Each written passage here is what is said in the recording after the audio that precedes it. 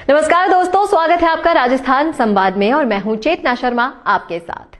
दोस्तों, आज हमारी गुर्जर सीरीज में कुछ ऐसे प्रश्नों के उत्तर हम आपके लिए लेकर आए हैं जो अक्सर पूछे जाते हैं गुर्जर समाज के बारे में। इसीलिए ये इंटरेस्टिंग फैक्ट्स जानने के लिए वीडियो को पूरा देखिएगा लास्ट तक। चलिए शुरू करते हैं।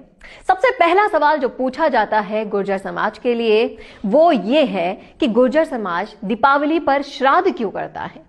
तो इसका उत्तर यह है कि गुर्जर समाज के द्वारा दीपावली पर श्राद्ध करने के दो कारण हैं।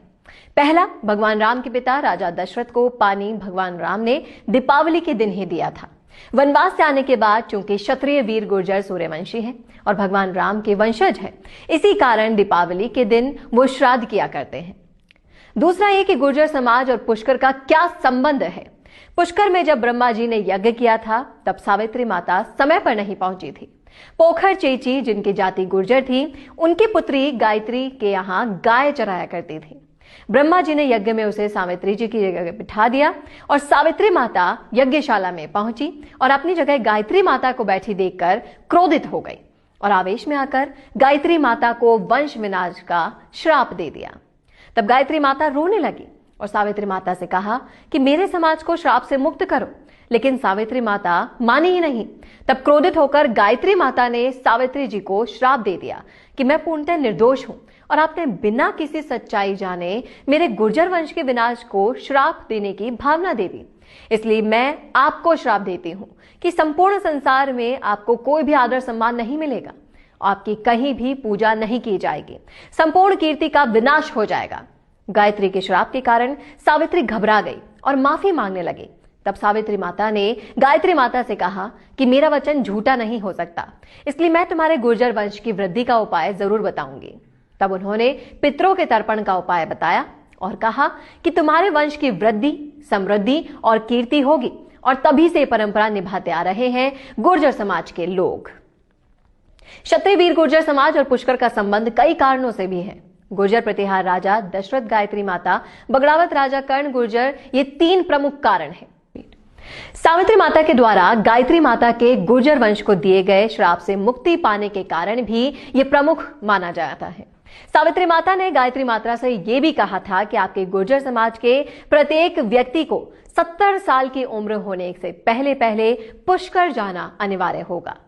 इसके अलावा भगवान श्री राम के द्वारा राजा दशरथ की अस्थि पुष्कर में ही विसर्जित की गई थी और गुर्जर समाज श्री राम के वंशज है, इसलिए राजस्थान में 80% से ज्यादा भगवान राम के पुत्र लव के वंशज लव गुर्जर और 20% से कम कुश के वंशज यानी कि खारी गुर्जर पाए जाते हैं और इस कारण पुष्कर का महत्व गुर्जर समाज के लिए बहुत बहुत ज्यादा है। बगड़ावत गुर्जरों का भी इनसे बहुत पुराना नाता है। जी हाँ, क्योंकि बगड़ावत गुर्जरों ने पुष्कर में घाटों का पुनर्निर्माण करवाया था और बगड़ावत गुर्जरों के कई स्थान पुष्कर में आज भी बने हैं। अगला सवाल यह है कि गुर्जर समाज दीपावली के दिन ब्राह्मणों का मुंह क्यों नहीं देखते।